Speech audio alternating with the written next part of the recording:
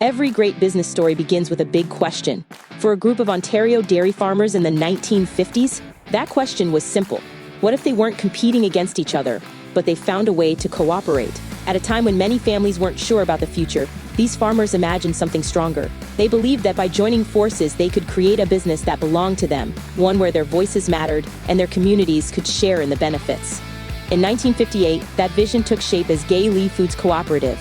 From the very beginning, it was proof that ordinary people can do amazing things when they work together. By forming a cooperative, the farmers can now produce the milk.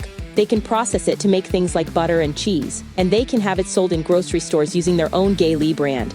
By teaming up with other farmers, they could take charge of the entire process from start to finish. Gay Lea Foods was built by families whose lives were built on the rhythms of the farm. Days begin before sunrise with milking, feeding, and endless chores. Children pitch in after school, and parents balance their daily responsibilities on the farm with raising a family. Their neighbors and friends, people who know that farming comes with lots of worries, like changes in the market and unpredictable weather. But they also know that strength comes from teamwork. What makes Gay Lea different from most businesses is its structure. Gay Lea's business is what's called a cooperative. That means it isn't owned by outside investors. It's owned by the same farmers who produce the milk. In the co-op, ownership isn't about how much money you put in. It's about membership. Each farmer is a member, and every member has one vote on what to do with the business, no matter how big or small their farm is. A small family farm and a larger operation have the exact same say. That principle, called democratic member control, makes it fair and equal. But the farmers need to focus on working.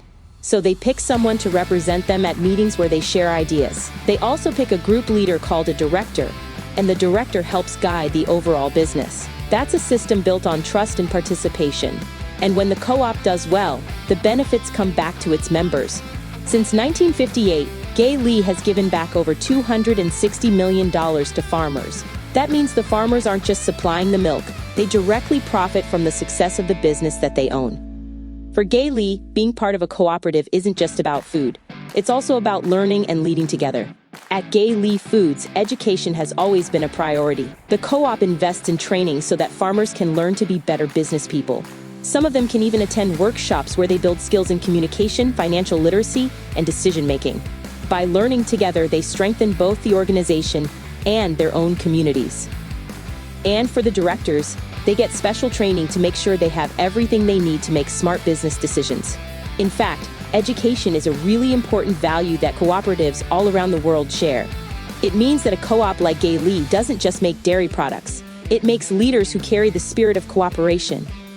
When we talk about the impact of a cooperative like Gay Lea Foods, it goes far beyond the farms where the milk is produced.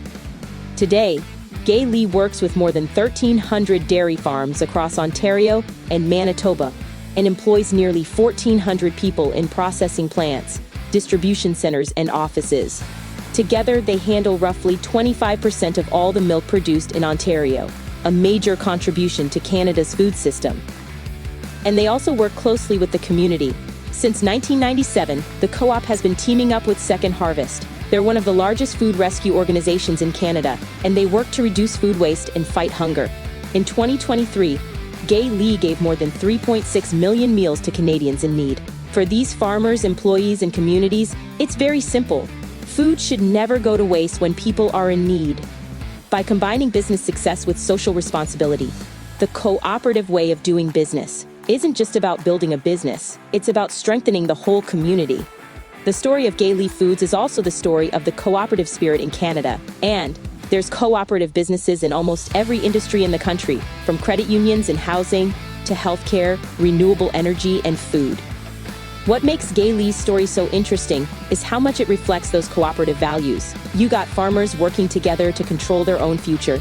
You got communities benefiting directly from the profits, and they even share the leadership instead of focusing on only one person. These are the qualities that allow so many co-ops across Canada to succeed. By looking at Gay Lea, we see more than one company's success story. We see how cooperation is a powerful force in building Canada's future. From the barn to the boardroom, Gay Lea proves that cooperatives nourish communities.